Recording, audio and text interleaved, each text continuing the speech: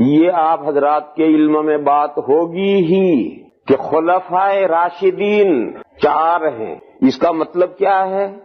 اس کا مطلب یہ نہیں ہے کہ خلفائے راشدین 4 ہی ہیں، ہی نہیں، خلفائے راشدین 4 ہیں، بس 4 ہی ہیں، 4 ہی ہیں نہیں، خلفائے راشدین 4 سے بھی زیادہ ہیں۔ سمجھو اس مضمون کو اچھی طریقے سے، خلفائے راشدین 4 ہی نہیں ہیں، وہ 4 سے بھی زیادہ ہیں۔ اور یہ جو مشہور ہے اور کہا جاتا ہے کہ خلفائے راشدین 4 ہیں، اس کا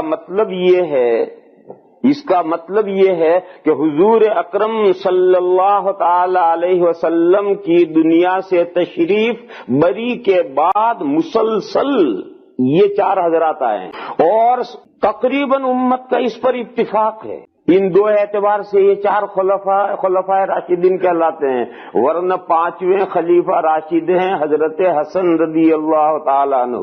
حضرت حسن صاحبزادے حضرت علی کرم اللہ تعالی وجہہ کے صاحبزادے حضرت حسن رضی اللہ تعالی عنہ یہ 5ویں خلیفہ ہیں، اور انہوں نے 6 مہینے حکومت کی ہے۔ پھر 6 مہینے کے بعد وہ ریزائن ہو گئے اور انہوں نے استعفیٰ دے دیا حضرت معاویہ رضی اللہ تعالی عنہ کے حق میں۔ تو 5ویں تو متصل ہیں، لیکن ان کی خلافت چونکہ بہت مختصر عارضی رہی تھی، ابھی استقرار نہیں ہوا تھا، اسٹیبلش نہیں ہوئی تھی، جماؤ نہیں ہوا تھا، اس لیے اسے عام طور پر گنتے نہیں، یہ 4 خلیفہ کہتے ہیں، ورنہ 5ویں خلیفہ تو حضرت حسن متصل ہیں۔ اور ایک حدیث شریف میں حضور اکرم صلی اللہ تعالی علیہ وسلم نے اس کی پیشین گوئی فرمائی ہے کہ الخلافت بعدی 30 سنتن، حضور نے فرمایا کہ میرے بعد خلافت 30 سال تک رہے گی۔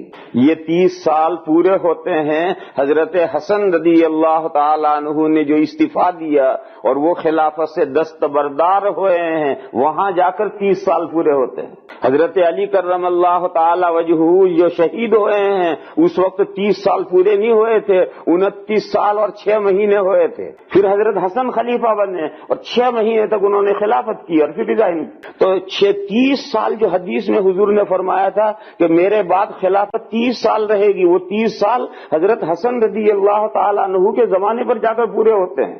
لہذا حضرت حسن رضی اللہ تعالی عنہ کا شمار خلفائے راشدین میں تو اس حدیث شریف کی روح سے ہے، پکی بات ہے، یقینی بات ہے۔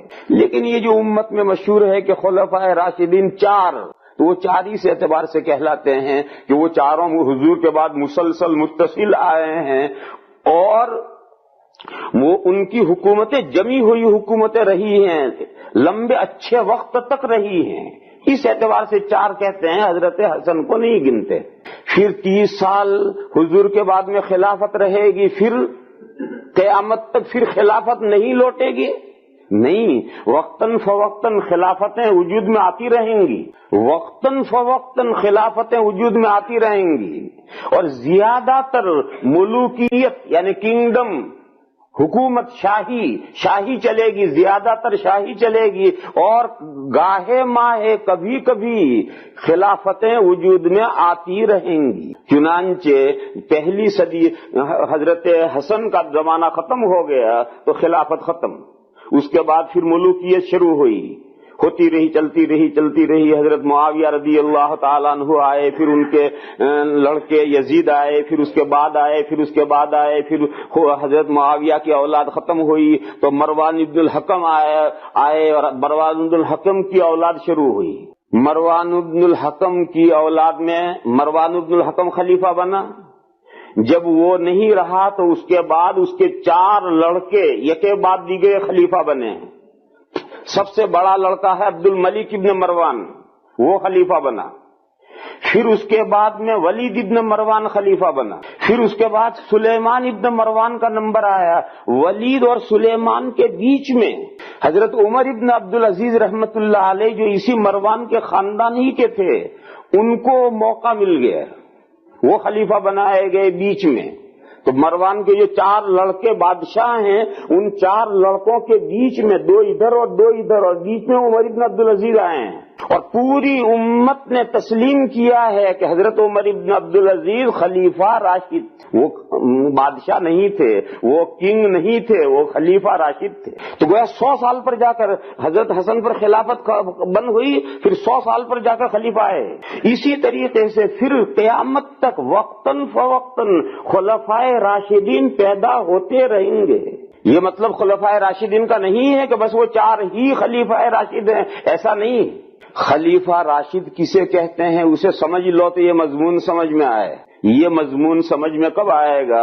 جبکہ آپ خلافت راشدہ کا مطلب سمجھیں گے تب یہ مضمون سمجھ میں آئے گا۔ خلافت کے معنی تو آپ حضرات جانتے ہیں، نیابت۔ خلیفہ کون کہلاتا ہے؟ ڈپیوٹی، نائب۔ تو خلافت یہ مختصر لفظ ہے، شارٹ لفظ ہے، پورا لفظ ہے خلافت علی منہاج النبوہ، یہ ہے پورا لفظ، یعنی وہ خلیفہ جو حضور کے طریقے پر حکومت کرے گا وہ خلیفہ راشد ہے۔ یہ خلافت کا مطلب ہے جو حضور کا طریقہ تھا، حضور نے جس طرح سے حکومت کی ہے، جو طریقہ حضور کے حکومت کرنے کا طریقہ تھا اسی طریقے پر جو حضرات حکومت کریں گے وہ بادشاہ نہیں ہیں، وہ خلفاء ہیں، حضور کے خلفاء ہیں، اور وہ خلافت ان کی خلافت راشدہ ہے۔ تو خلافت کے معنی ہے خلافت علی منہاج النبوہ، نبوت کے انداز پر، نبوت کے مینر پر، نبوت کے طریقے پر، نبوت کی روش پر، نبوت حضور نے جس انداز پر حکومت کی ہے اس انداز پر حکومت کرنے والے جتنے حضرات ہیں وہ سب خلفائے راشدین ہیں۔ حضور کے خلافت کا کیا انداز تھا؟ یہ بہت لمبا موضوع ہے، اتنا لمبا موضوع ہے کہ ایک موٹی ضخیم کتاب کا موضوع ہے، اسے مختصر وقت میں نہیں سمجھایا جا سکتا۔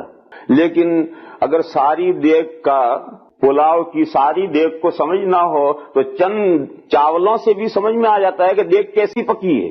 تو 1-2 مثالوں کے ذریعے سے بھی آپ سمجھ سکتے ہیں، سارا مضمون نہیں سمجھا جا سکتا کہ حضور کے حکومت کرنے کا انداز کیا تھا۔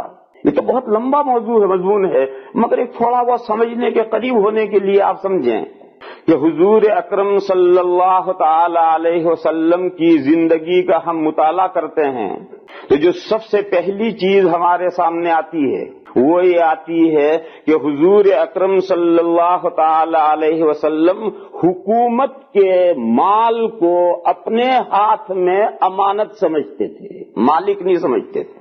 حضور اپنے آپ کو مالک نہیں سمجھتے تھے حکومت کے مال کے، اپنے آپ کو امانت دار، امین سمجھتے تھے، جیسے کسی کے پاس کوئی امانت رکھی گئی ہو۔ حضور حکومت کے سارے مال کو اپنے ہاتھ میں امانت سمجھتے تھے، اور حکومت کے مال میں سے ایک نیا پیسہ حضور نے اپنی ذات پر خرچ نہیں کیا، اپنا سب کچھ تو لٹا دیا، قوم پر اپنا سب کچھ تو لٹا دیا، قرضے لے لے کر کے مسلمانوں کو خرچ کیا، باقی جو گورنمنٹ کا مال تھا، بیت المال خزانہ، اس میں سے ایک نیا پیسہ حضور نے اپنی ذات پر یا اپنے متعلقین پر خرچ نہیں کیا۔